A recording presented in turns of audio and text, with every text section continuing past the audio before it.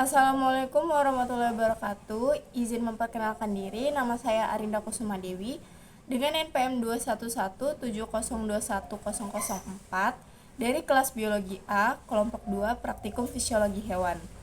Pada video kali ini saya akan mempraktikkan bagaimana cara kerja dari percobaan osmosis dari usus ayam dan osmoregulasi. Selanjutnya yaitu alat dan bahan. Bahan yang digunakan yaitu usus ayam yang diisi dengan air biasa dan air sirup. 2 usus diisi dengan air biasa dan 1 usus diisi dengan air sirup. Ujung-ujung usus diikat agar air tidak keluar.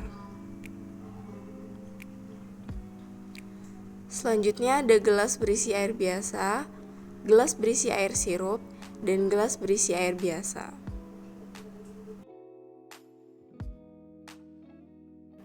Selanjutnya cara kerja yaitu memasukkan usus ke dalam larutan. Yang pertama, masukkan usus yang berisi air biasa ke dalam air biasa. Yang kedua, masukkan usus yang berisi air biasa ke dalam larutan sirup. Dan yang ketiga, masukkan usus yang berisi larutan sirup ke dalam air biasa. Proses ini ditunggu selama 1 jam agar proses osmosis dapat terlaksana.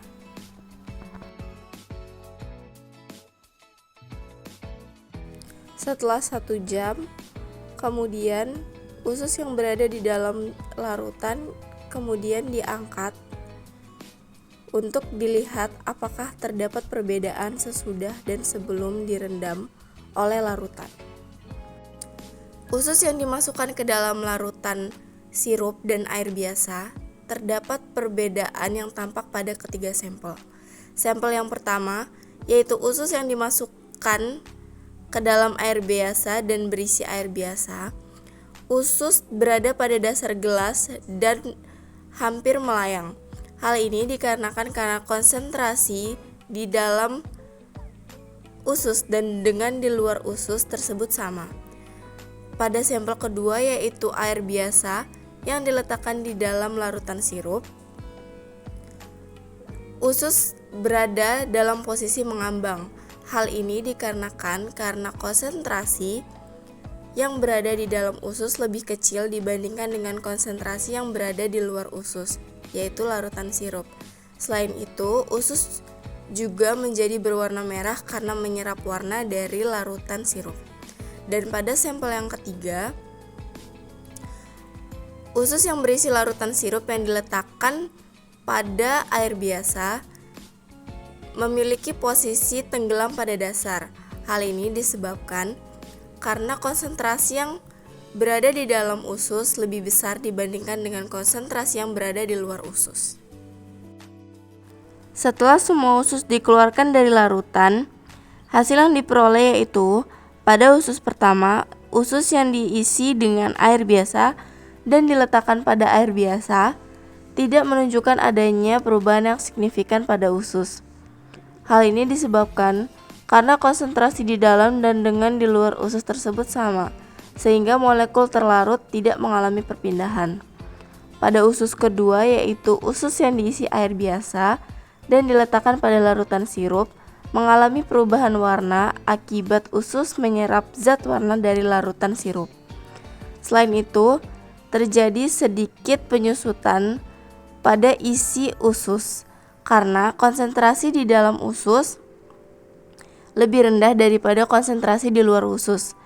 Sesuai prinsip osmosis bahwa molekul terlarut bergerak dari konsentrasi rendah ke konsentrasi tinggi, sehingga air yang konsentrasinya lebih rendah bergerak keluar menuju larutan sirup yang konsentrasinya lebih tinggi.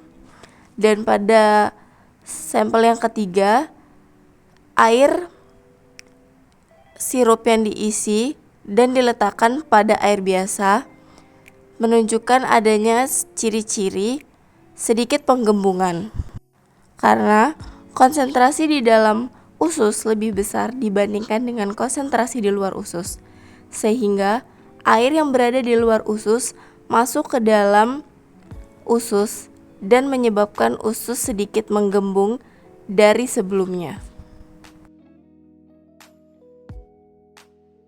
Mekanisme osmoregulasi pada hewan. Osmoregulasi merupakan suatu proses pengaturan jumlah air dan elektrolit yang ada pada tubuh organisme, khususnya hewan, dengan lingkungan atau homeostasis. Osmoregulasi pada hewan ini menggunakan organ diantaranya ginjal, insang, dan saluran pencernaan. Yang pertama yaitu mekanisme osmoregulasi pada Pisces. A. Pada ikan air laut. Tantangan yang dihadapi pada ikan air laut yaitu kondisi lingkungan yang hipertonik terhadap jaringan dan cairan tubuhnya, sehingga cenderung kehilangan air melalui kulit dan insang. Sehingga ikan harus beradaptasi untuk menghindari keluarnya air terlalu banyak dari tubuh dengan cara meminum air laut yang jumlahnya banyak.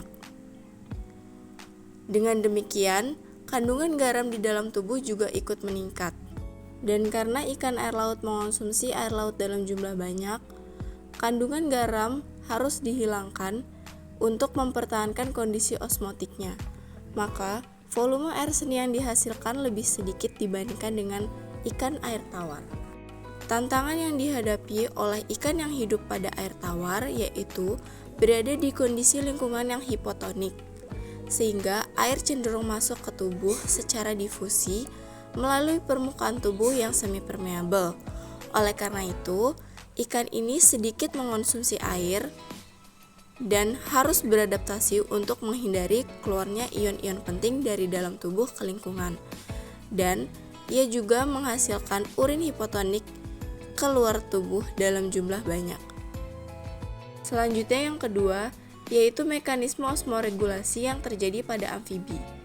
Pada hewan amfibi, mekanisme osmoregulasinya hampir sama dengan yang terjadi pada ikan air tawar, yaitu dengan cara menghasilkan urin yang memiliki konsentrasi zat terlarut rendah atau encer. Kemudian, transportasi ion Na+ terjadi dari lingkungan ke tubuhnya melalui kulit. Dan yang ketiga yaitu mekanisme osmoregulasi yang terjadi pada aves.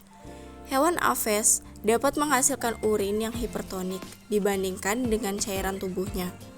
Urin ini akan dikeluarkan melalui kloaka bersama dengan feses. Pada kloaka ini terjadi reabsorpsi air sehingga dapat menghasilkan feses yang semi padat berwarna putih. Serta kelebihan elektrolit dapat dikeluarkan melalui kelenjar garam yang berada di dekat mata. Selanjutnya, kesimpulan yang diperoleh dari praktikum kali ini yang pertama, osmoregulasi yang dilakukan oleh hewan dimaksudkan untuk menjaga agar cairan tubuh tetap berada dalam kondisi stabil.